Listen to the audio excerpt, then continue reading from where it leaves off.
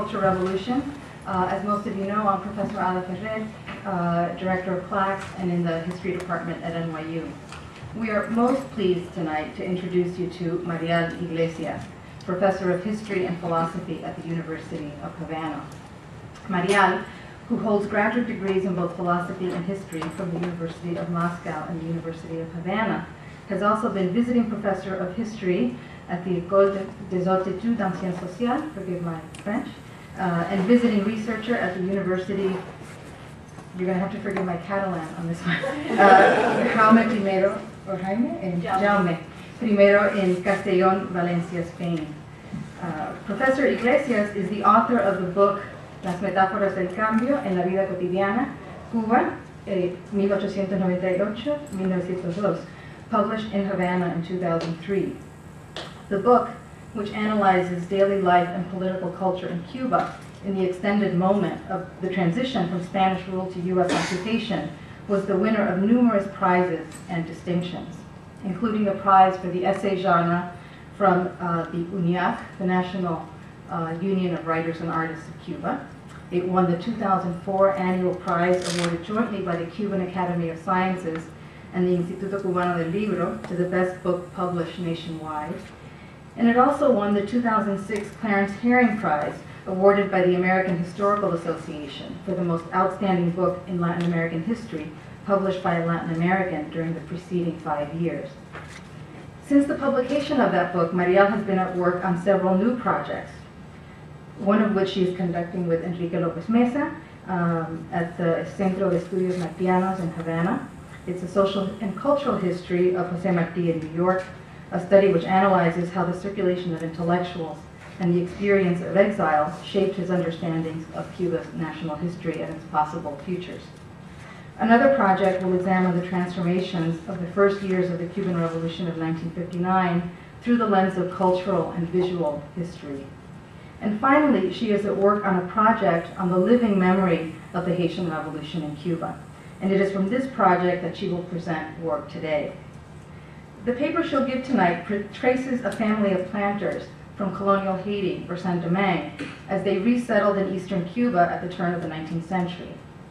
Much more than that, however, the paper and the broader project of which it is a part follow the individual men and women held as slaves by that family and their descendants for over many generations, from the period of the Haitian Revolution itself to their participation in the wars of independence in Cuba, and finally to their role in the famous so-called race war of 1912.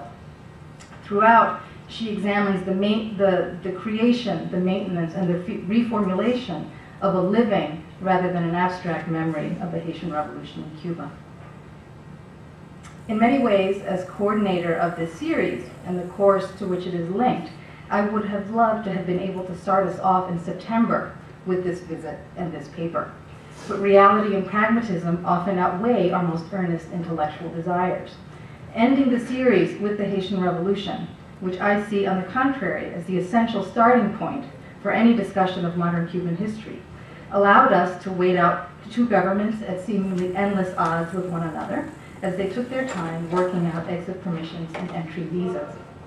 Our wait paid off, and we are thankful to Marial for her patience, for agreeing to be here with us in December, when the weather would have been much nicer in September. And I'm personally grateful to Jen Lewis and Carolina Pimentel at CLACS, who worked on all the needlessly complicated logistics that made this visit possible. And I am grateful to you for helping us to welcome and to host Professor Iglesias here at NYU. Before I turn over the microphone to Marial, let me just say a few words about our format, which will be more or less bilingual from now on. Marial will speak in Spanish. I will do very brief summary translations periodically. You can think about questions along the way, and Marial will be happy to entertain those questions in either language. Y ahora, para empezar la transición al español, y sin extenderme demasiado, estoy encantadísima de presentar a la profesora Marial Iglesias. Yo estoy encantadísima de estar aquí. Esto ha sido, como dijo Adam, un esfuerzo de varios meses en el que estuvieron implicadas muchas personas. Y yo quiero agradecer en particular al NYU, ¿no? Y al Centro de Estudios Latinoamericanos y del Caribe por todo el esfuerzo. La investigación que voy a presentar hoy está comenzando. Como Ada dijo, tengo varios proyectos a la vez y tal vez la cosa se me ha ido un poco de las manos, ¿no? Salto de 59 al siglo XVIII en San Domingo y a veces no es una receta adecuada para hacer historia, pero yo formo parte de mi carácter anárquico, entonces no esperen una charla muy formal. Tiene que ver un poco con el estadio en que está mi investigación y también con mi carácter, ¿no? Esto es una investigación que tiene unos 2 años, que para mí, de la manera en que hago historia y con estos otros proyectos alternativos que estoy llevando al mismo tiempo, es muy poco tiempo. Y nace de una colaboración en las mesas del Archivo Nacional con Ada Ferrer y con Rebecca Scott. Tenemos una conversación y un intercambio de papeles que como unos 3 años, ¿no? Más o menos. Y de cierta manera, parte de lo que voy a presentar aquí está emparentado, ¿no? Con este diálogo entre nosotras. Es un estudio sobre la memoria viva de Haití en Cuba, pero a diferencia de un enfoque no más general sobre los discursos, la sobrevivencia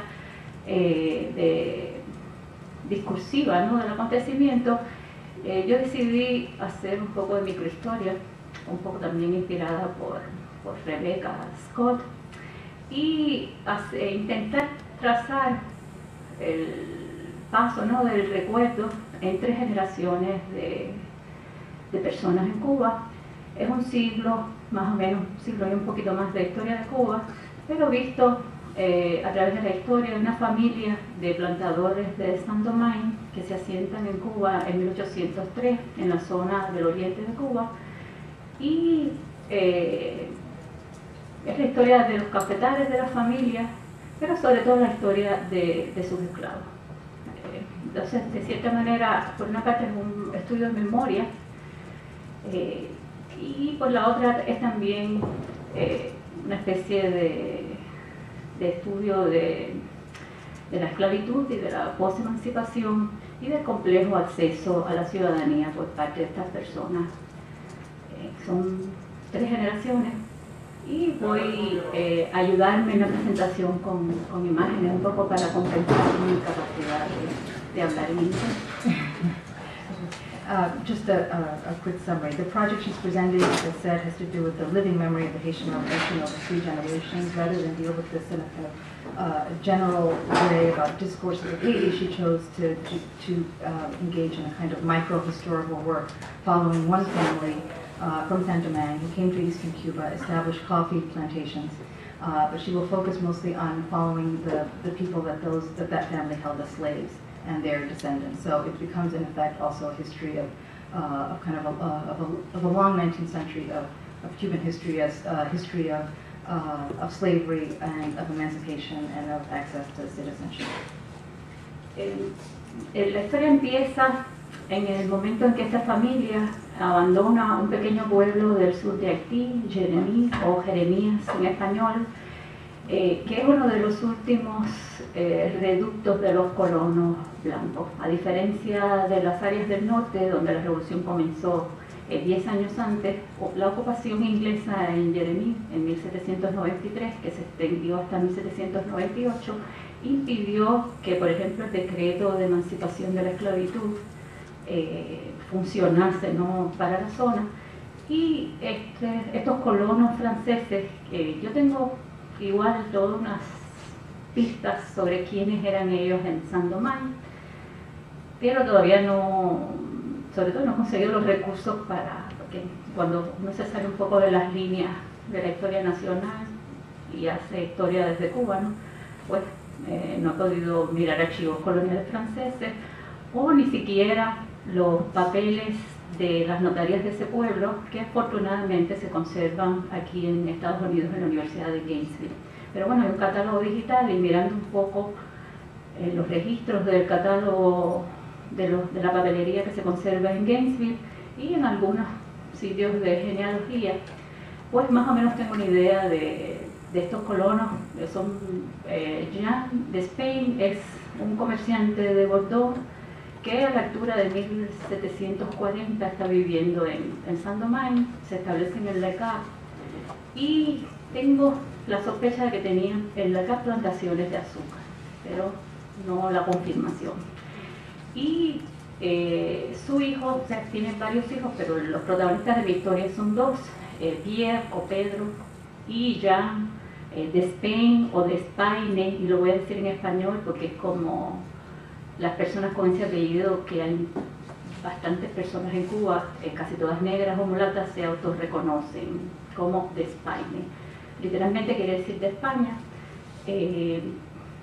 Hablaba con un colega en Michigan sobre el origen del apellido, un colega francés, pero vienen de Bordeaux, el fundador original de la plantación en Le Cap. Y en 1793, para los que conocen historia de Haití, un incendio vinculado a avatares, ¿no?, de la revolución destruye la ciudad y se establecen en Jeremy, probablemente con algún dinero y probablemente también con esclavos. Coincide que arriba, ¿no?, con la ocupación inglesa, británica de esa área de Haití, y eso les permite, según he podido mirar en los catálogos digitales, porque no he llegado a ver los documentos, invertir el dinero en una plantación de café. A su vez, Jean o Juan Despaine, y lo voy a decir en español, se casa en Jeremías con la hija de un personaje curiosísimo, se llamaba Jacques Canon, y había tenido toda una historia, había venido a retirarse comprando una plantación de azúcar en Jeremías, pero antes había sido corsario, oficial de la Armada Francesa y finalmente traficante de esclavos. Durante 6 o 7 años, los últimos de su carrera, venía una familia de marinos franceses de Dunkerque, y se retira de su carrera próspera como traficante de esclavos invirtiendo en una plantación de azúcar en Saint-Domingue. Entonces, la plantación existe todavía en Haití, se llama Canon. La plantación, ¿no?, la toponimia de Jeremías, hay un sitio que se llama Canon.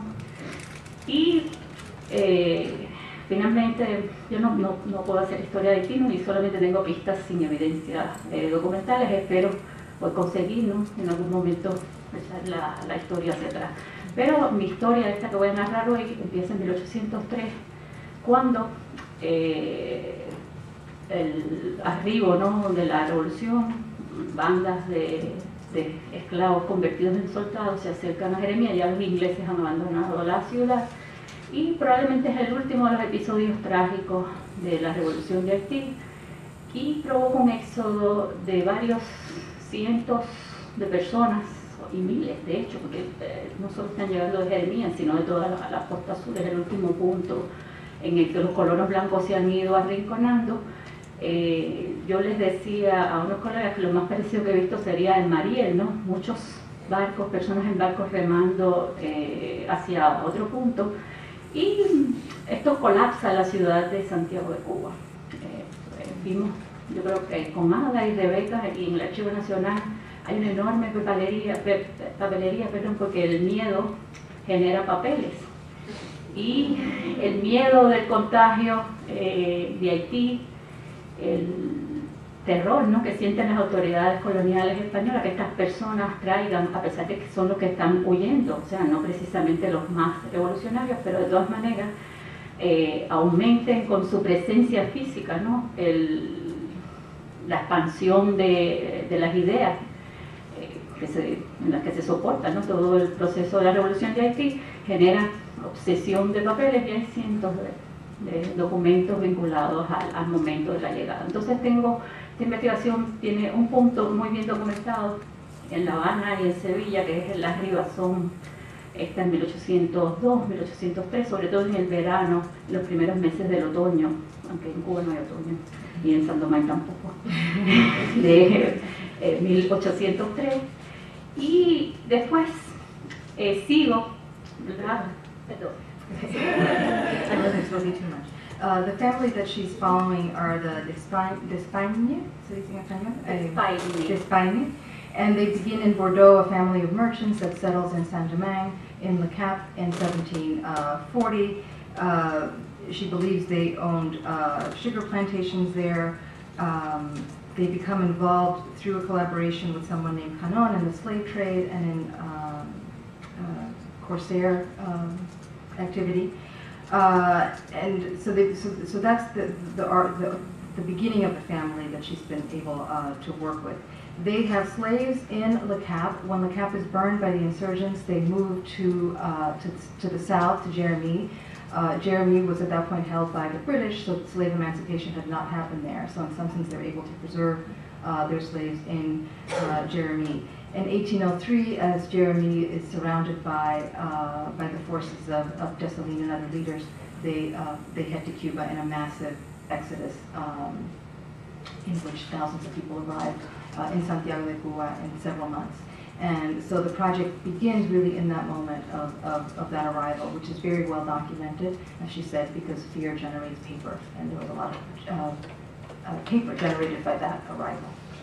Entonces, este es el punto inicial de mi historia y se extiende hasta 1912, cuando un grupo de personas, sobre todo en el oriente de Cuba, que es donde el alzamiento cobró fuerza y además fue reprimido con una violencia espeluznante, un grupo de personas vinculadas al Partido de los Independientes de Color, un partido que se crea en 1908 en Cuba, para, según sus fundadores, lograr que las personas negras, y hay una discusión sobre si era un partido enteramente formado por personas negras, habría algunos blancos, hay de hecho algunos blancos que pertenecieron, pero el propósito del partido era lograr impulsar, ¿no?, las demandas de igualdad, de igual acceso a la ciudadanía, luchar contra el racismo y la discriminación.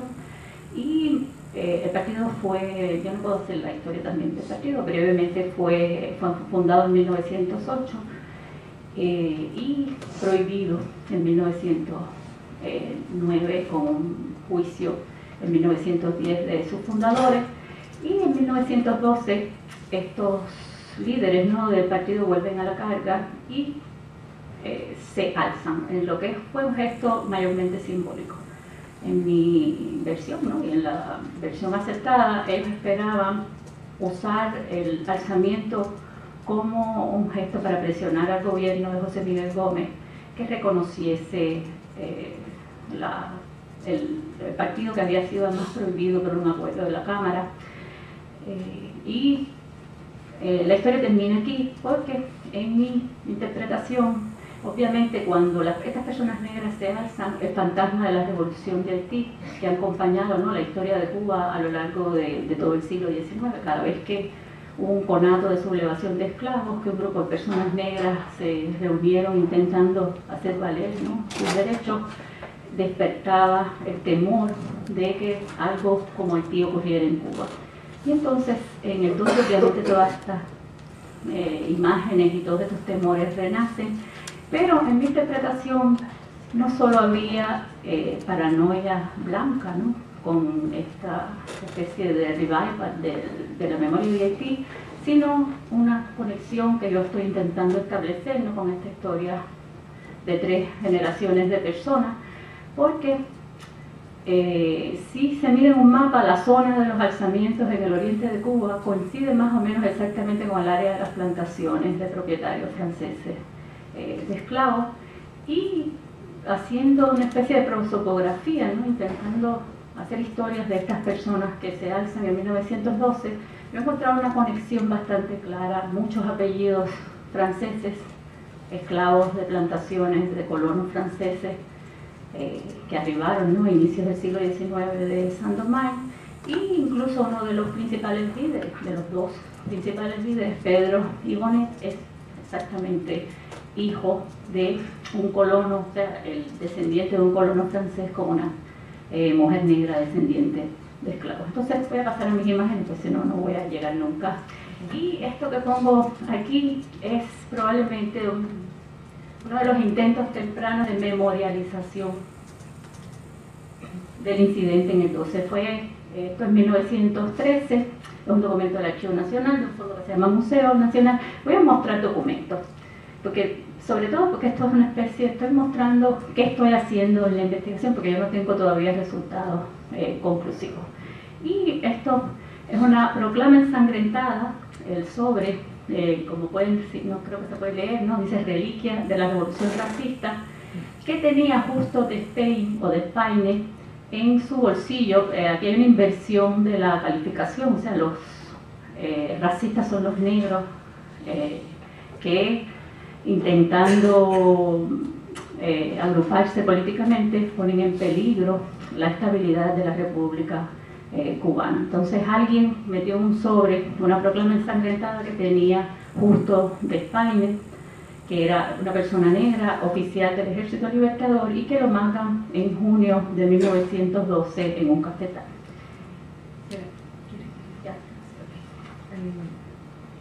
She takes her story to 1912, which is the moment of the so-called race war in Cuba. That incident has been analyzed a lot from the perspective of images and discourses of race war, right, and the proliferation of that kind of language in 1912. What she is trying to argue is that if you look at the people who participated in the uprising in 1912, she sees a tremendous overlap between those people and families originally descended from San Domingo. So the places of major uprising were the places where the French coffee plantations were. Some of the main leaders were descendants of French families. So she's trying to kind of counter this emphasis on a discourse or of a use of Haiti and the Haitian Revolution to kind of encourage a discourse of race war. She's trying to challenge that and instead trying to see the ways in which a living memory of the Haitian Revolution may have survived and developed over 3 generations and informed people's participation in the uprising of 1912. Because the project is early on, part of what she's going to do is share the work in progress. So she's beginning here with with what's called a bloodied proclamation found in the pocket of Despaine, Justo Despaine, one of her protagonists, who was killed in June of 1912. Justo Despaine tenía 50 años cuando es muerto en el cafetal Kentucky y había nacido probablemente en uno. Yo, reconstruyendo, ¿no?, la historia de estos cafetales, encontré justo Despaine de 4 años en uno de los testamentos de la familia. Su padre se llamaba Juan. Era bastante frecuente, ¿no?, que los esclavos recibieran el nombre de sus propietarios. Y Justo y Juan se insurreccionaron por primera vez en la Guerra Chiquita, aparecen también en uno de los listados, y ambos, padre e hijo, se licenciaron, ¿no?, como veteranos del Ejército Libertador en 1902. Y esto es un patrón bastante común. De hecho, hay 104 personas con este apellido de Stein en los registros del Ejército Libertador, y solamente uno de ellos es blanco. Un nieto de los fundadores se incorpora al Ejército Libertador y forma parte del Consejo de Gobierno, pero su actividad dentro del Ejército Libertador, la de Manuel Despaine y Riveri, fue más bien en el área burocrática del gobierno. Fue un hombre de origen, pues, nieto de franceses, y básicamente no tiene muchas acciones de guerra en su haber. Después fue ministro de Hacienda de Cuba durante tres oportunidades, hasta que su filiación con el Machadato acaba con su carrera política, y también era un hombre ya relativamente mayor. Entonces, de cierta manera, podemos ver las carreras bifurcadas, ¿no? Descendientes de esclavos asesinados o hechos prisioneros, y descendientes de los colonos blancos que hacen carreras políticas ya durante la República. Entonces, esta proclama, es probablemente, les decía, uno de los primeros intentos de museificación de esta memoria de 1912. Y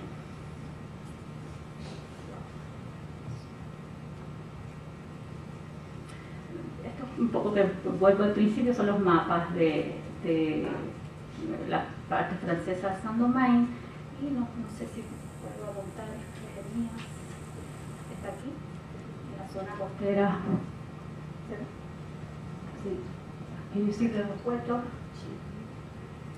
Y aquí se ve esto también un mapa de 1745, una cosa así, pero se ve la conexión, ¿no?, del extremo oriental de Cuba con el extremo de Saint-Domingue.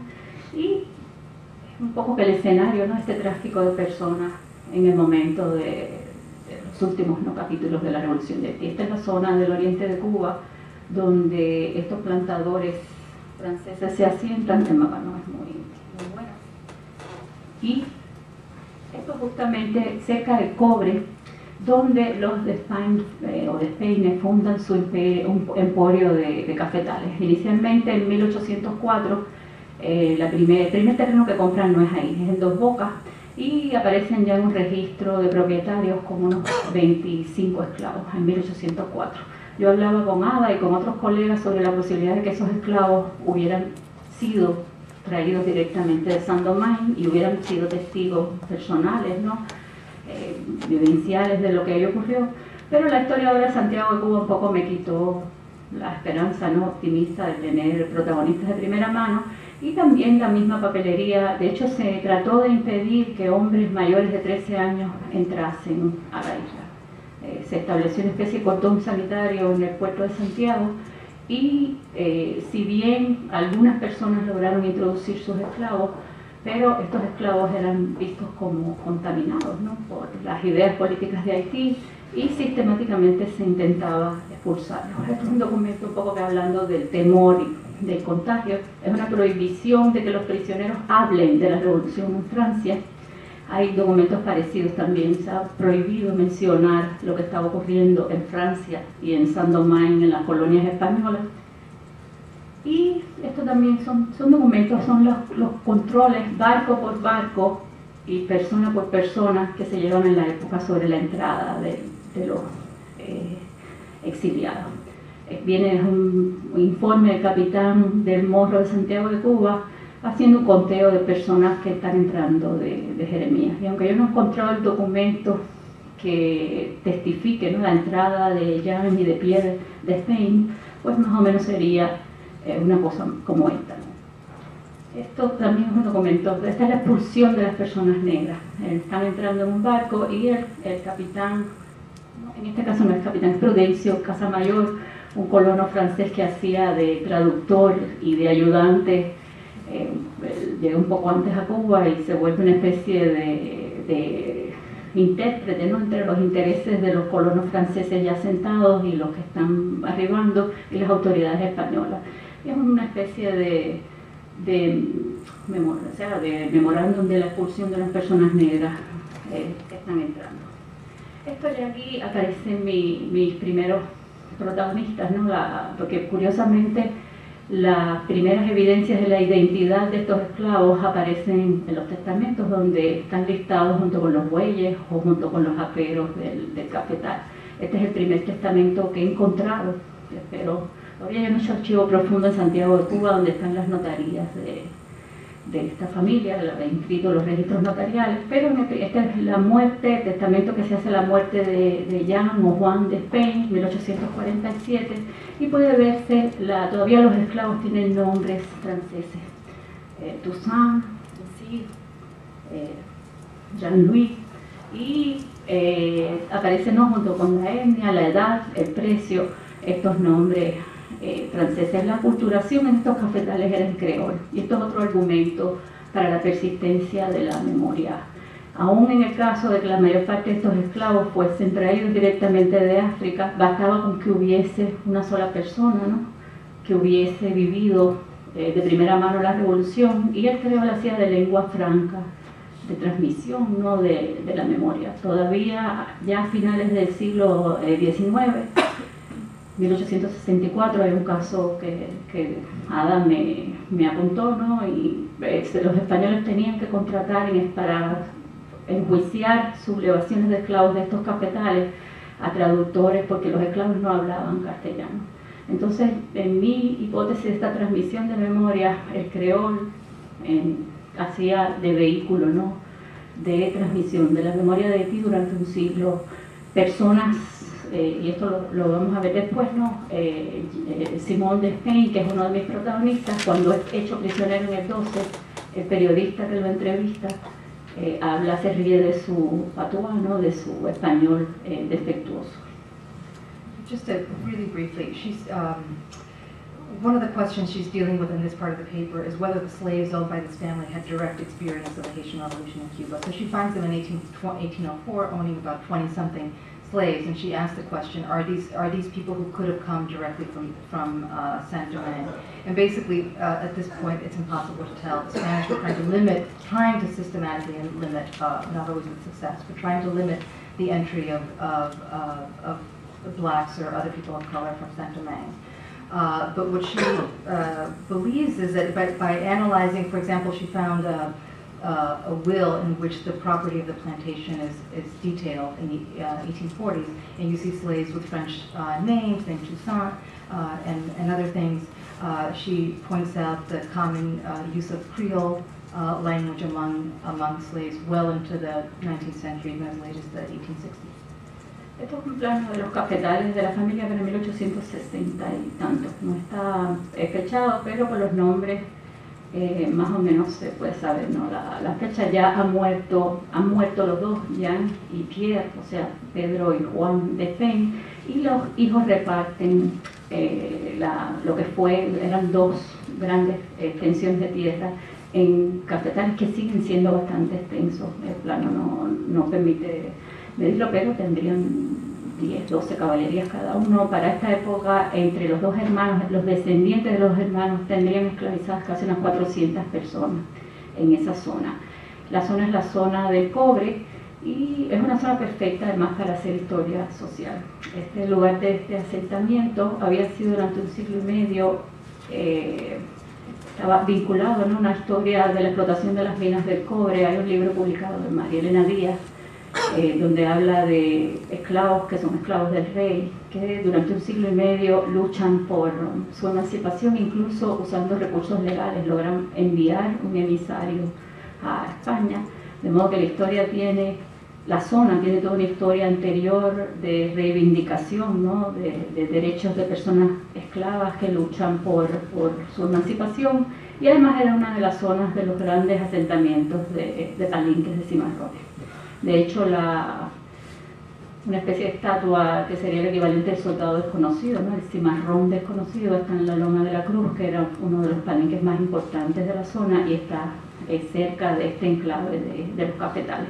De modo que estas personas que venían de Saint-Domingue o que eran aculturados en creol y en mi versión optimista recibían, ¿no?, de primera mano estas vivencias. Esto está ocurriendo en una zona, digamos, con una historia de casi 2 siglos de luchas anteriores, ya sea legales, como en el caso de estos esclavos del rey de las minas del cobre, o en experiencias vinculadas al cimarronaje, ¿no?, en estos palenques que rodeaban los cafetales. El sitio estaba en Hongo Los Hongos, se llama el enclave, ¿no?, de la zona del Brazo del Cauto. Y Hongo Los Hongos, como todo suena, ¿no?, es un nombre africano y probablemente debe haber sido sede de un palenque anterior, y la toponimia del sitio conserva, ¿no?, el nombre africano del palenque de esclavos que debió haber estado establecido en esta zona. Entonces, estos son, para esta altura de muerte, una es que también una de las hijas de Pierre Despain, y esto transnacionaliza y complica la historia, se casa con Thomas Brooke, un comerciante francés inglés de Santiago de Cuba, que probablemente es uno de los hombres más ricos de la ciudad. Y yo tampoco lo he podido probar, pero ellos venían de Jamaica y estoy intentando vincular el apellido con una famosa familia de traficantes de esclavos ingleses. Lo que pasa es que Brooke es un apellido común y todavía no tengo la evidencia, pero casi todo el mundo ha visto las imágenes de unos barcos negreros que se circularon como parte de la campaña abolicionista inglesa, las plantas donde están acomodados, ¿no?, los cuerpos la imagen, el barco se llama The Brooks, pero no he logrado hacer una conexión entre estos traficantes ingleses y estos Brooks asentados en Santiago a inicios del siglo XIX, pero sé que procedían de Jamaica. Entonces, este señor, que era un hombre muy rico, pues multiplica un poco el dinero para la inversión en la plantación cafetalera. Y eso explica la gran cantidad de esclavos que poseían entre los descendientes de los dos hermanos. The map that was just there was the coffee plantations of the family. She just pointed out that they're located in a region with a long history of slaves or enslaved people claiming their rights in terms of the slaves owned by the king, who sought legally and who won legally their freedom from the king 100 years before emancipation. And also it was a region with a lot of marinage, really prevalent marinage. So a region in which again, the experience and the memory of the Haitian Revolution is interacting with kind of local forms of reivindicating rights. Entonces, esto que voy a mostrar ahora es otro tipo de documentación. Las primeras evidencias de la identidad de estas personas esclavas de la familia las he obtenido, ¿no?, de estos. Tengo 3 o 4 testamentos ubicados y aparecen listadas, obviamente sin apellidos, estas personas. Puedo hacer inferencias más o menos de quiénes eran madres y padres, aparece su precio y su etnia, o sea, su origen africano, y después un poco que la documentación que he usado para darle vida, ¿no?, a estas personas son documentos del Ejército Libertador. Lo mismo en la Primera Guerra, en 1868, que en la Guerra Chiquita, que ya después en la Guerra de Independencia hay una incorporación masiva, o sea, me los encuentro por todas partes en los registros de soldados.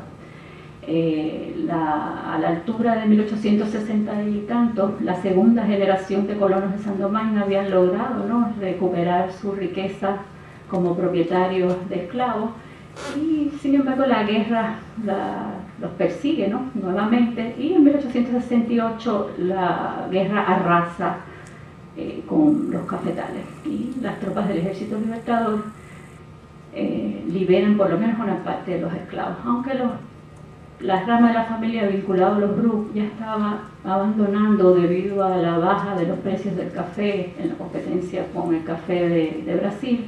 El negocio se estaba corriendo hacia la producción azucarera, incluso comprando tierras en Guantánamo.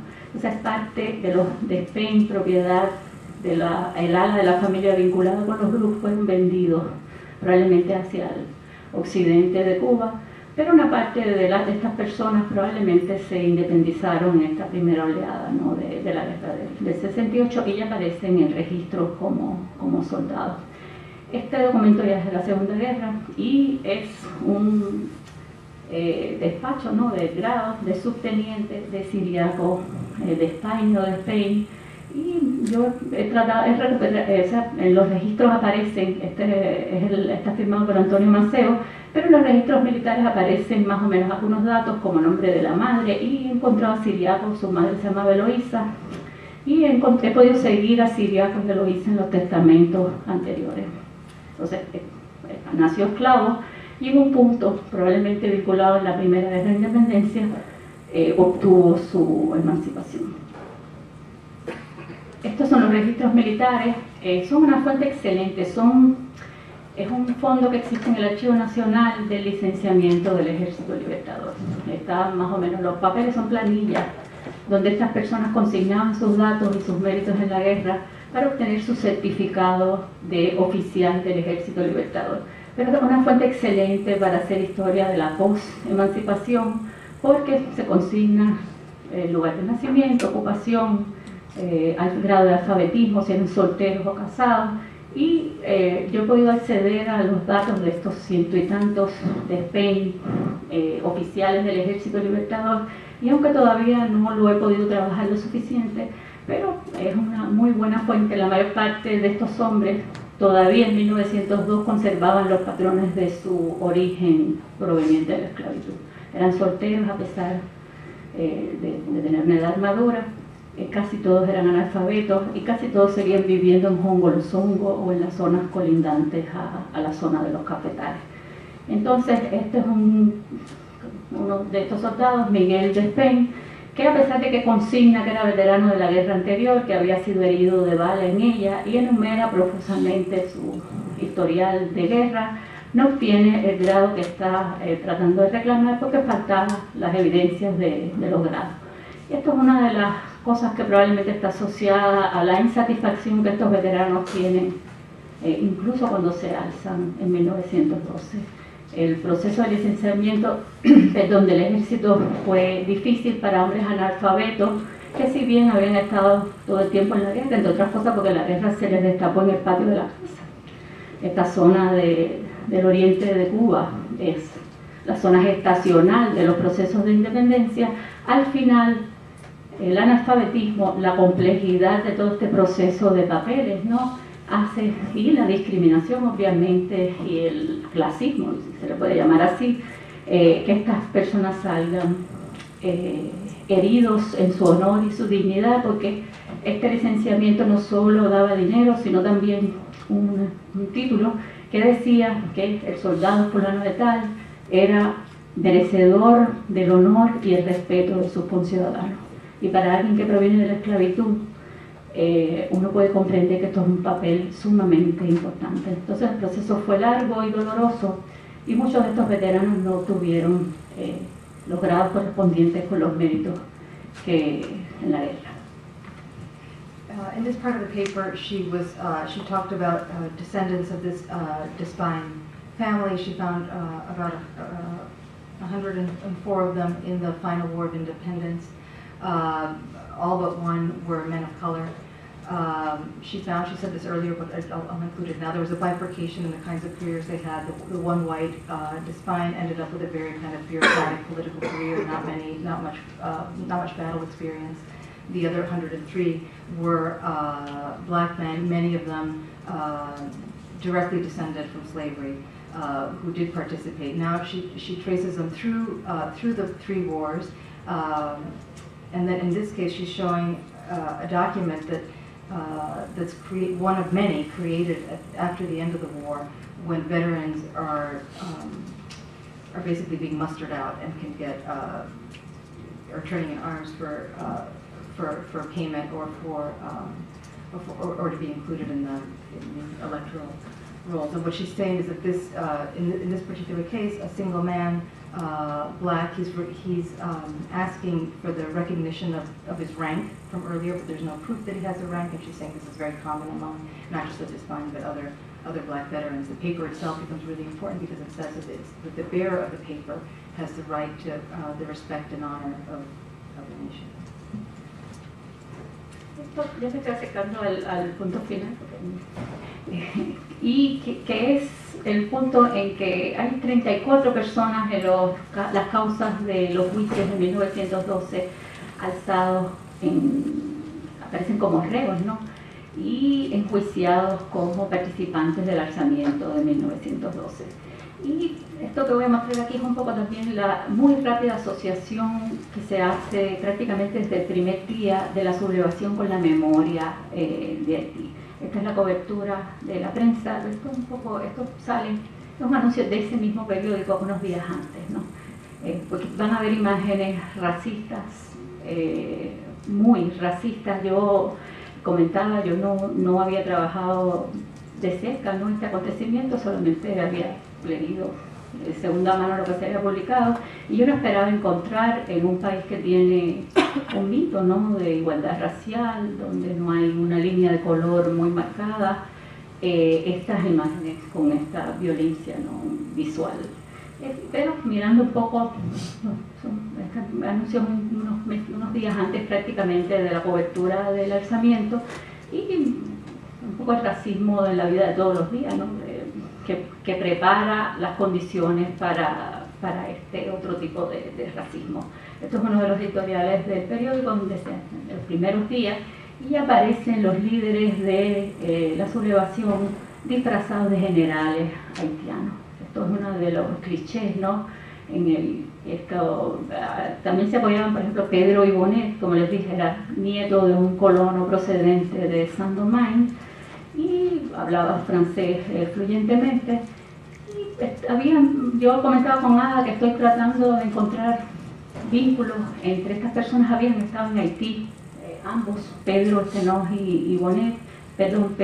Ibonet, y Estenos, y a pesar de que esto que estamos viendo aquí no es el clásico encasillamiento de cualquier reivindicación de personas negras, de sus derechos en la memoria de Haití, en este caso, yo estoy tratando de seguir una agenda propia, ¿no? Donde estas personas se alzan porque hay una memoria viva de reivindicación de derechos que viene de Haití.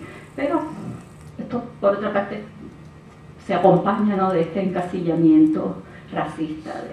Esta es la misma caricatura.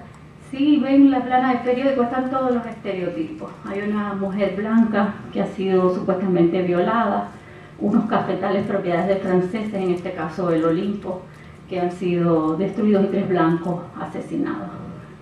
Hay todo el estereotipo de la paranoia. Después, unos días después, se desmintió la noticia de la mujer blanca violada por los negros, y hasta donde yo sé, estos 3 muertos blancos también son falsos.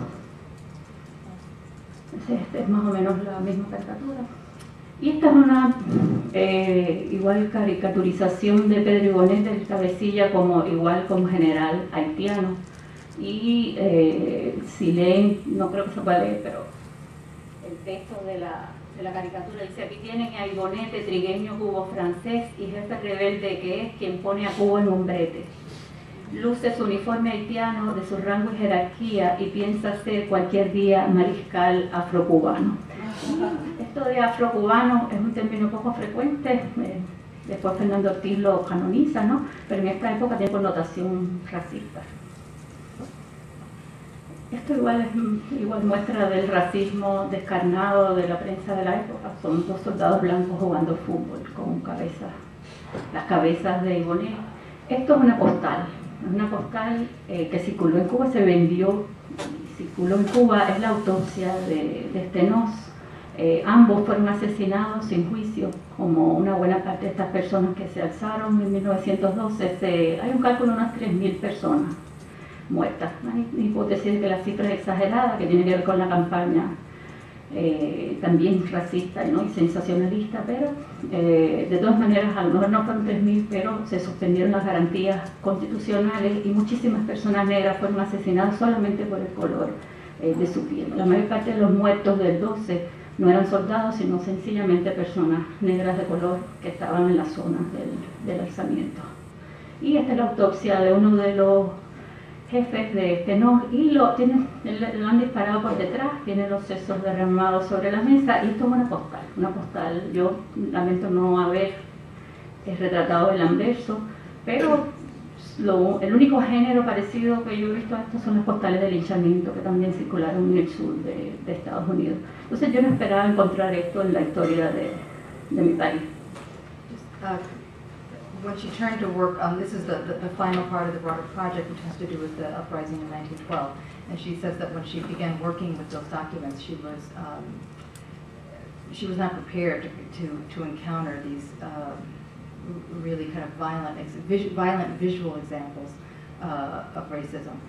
So she showed some of the caricatures, which kind of rely on kind of every trope of kind of anti-Haitian racist discourse, the violated woman, the assassinated whites, the Haitian uniforms, pretensions to kind of royalty, things like that. And this is a card. It's sold as a postcard of the autopsy of one of the 2 main leaders of the uprising, Pedro Ibonet. Por ejemplo, de racismo, una noticia de que 500 cowboys norteamericanos se ofrecen para matar negros. Y el presidente de Cuba les contesta, en serio. Hay un telegrama, un intercambio. Yo vi los originales de estos telegramas en el archivo, o sea que no es una invención de la prensa. La contesta es que los cubanos pueden matar ellos solos a sus propios negros.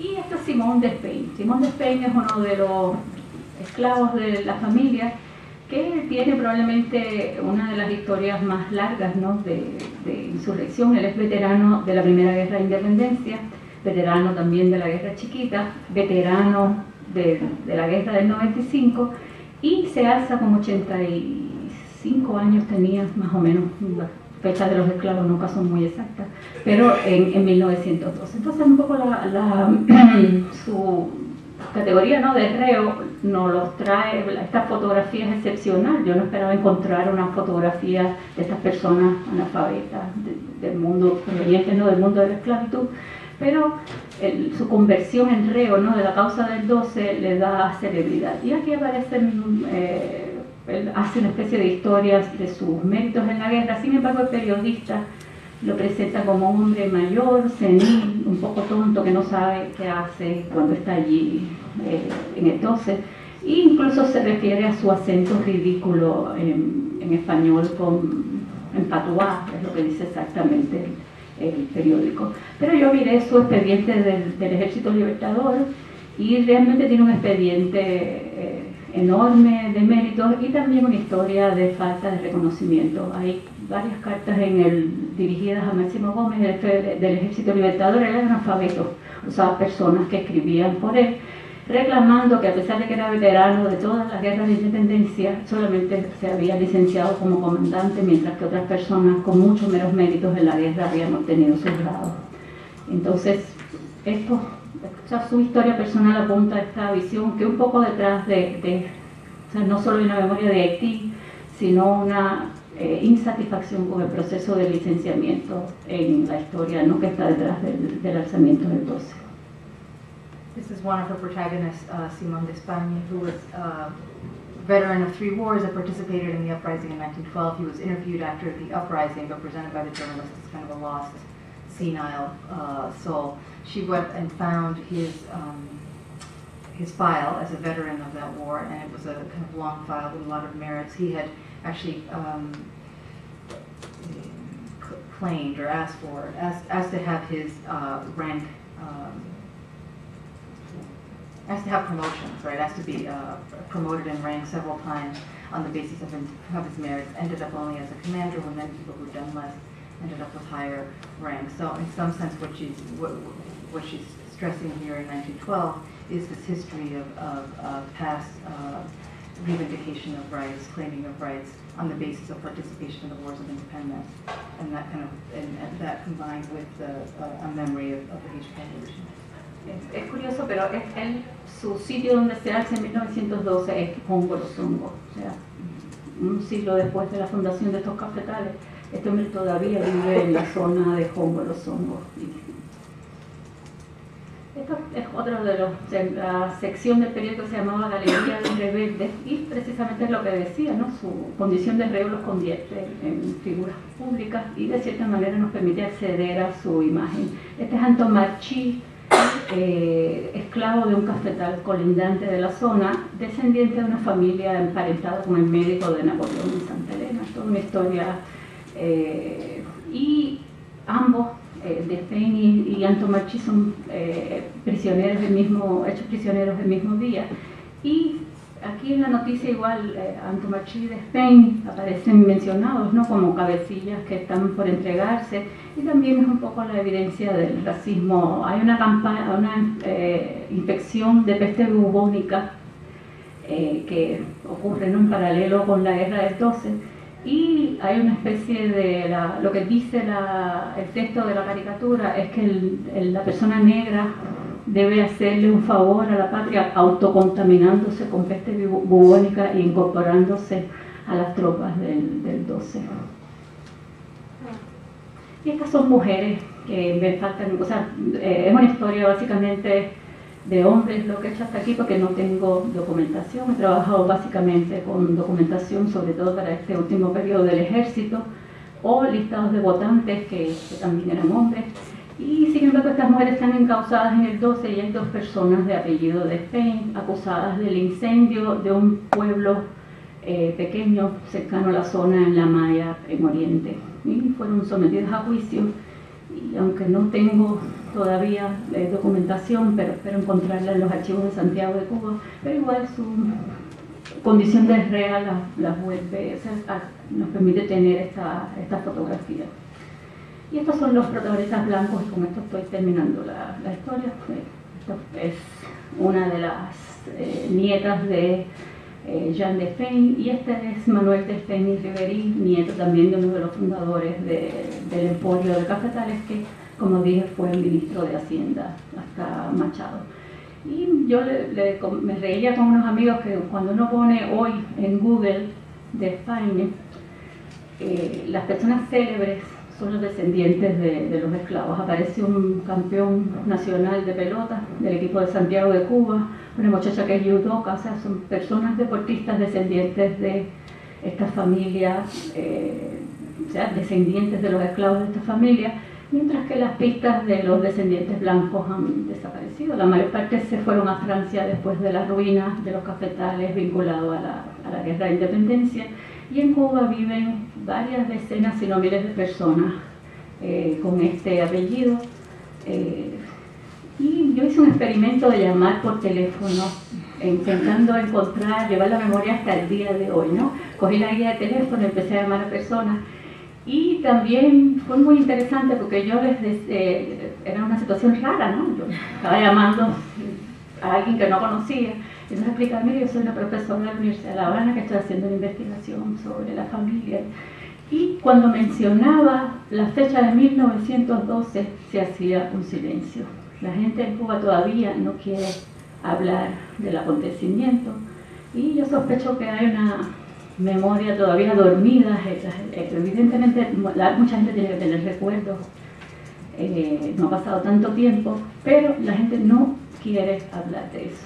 Para sacar alguna información, después abandoné lo de las entrevistas telefónicas, pero descubrí que para lograr que la gente hablara, tenía que omitir el episodio del 12 y hablar de los veteranos del Ejército Libertador. Y entonces inmediatamente la gente recuperaba los recuerdos. Ah, sí, mi abuelo fue capitán del Ejército Libertador y veníamos de esa zona del cobre.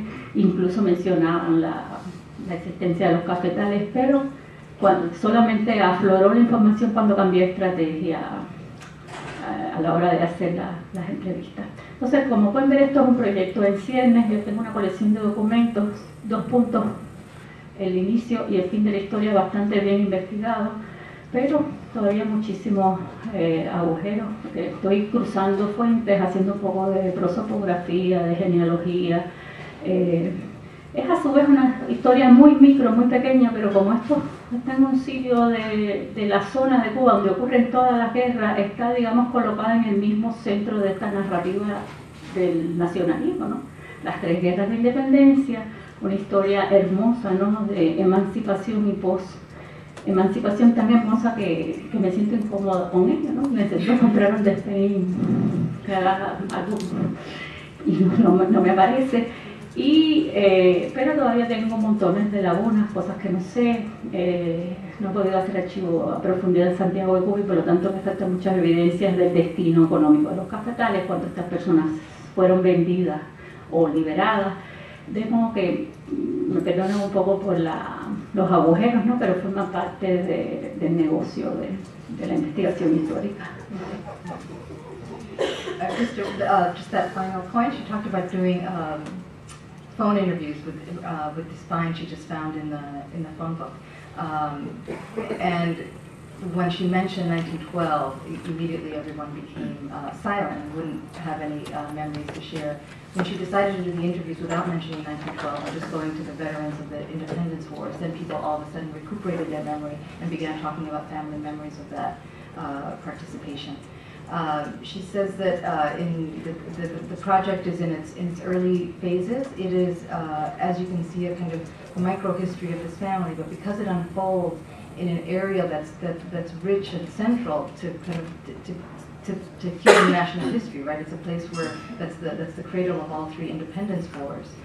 It kind of interacts with this glorious history of nationhood and emancipation, but sometimes she feels like it's too glorious, and she's looking for a spine to kind of destabilize that a little bit.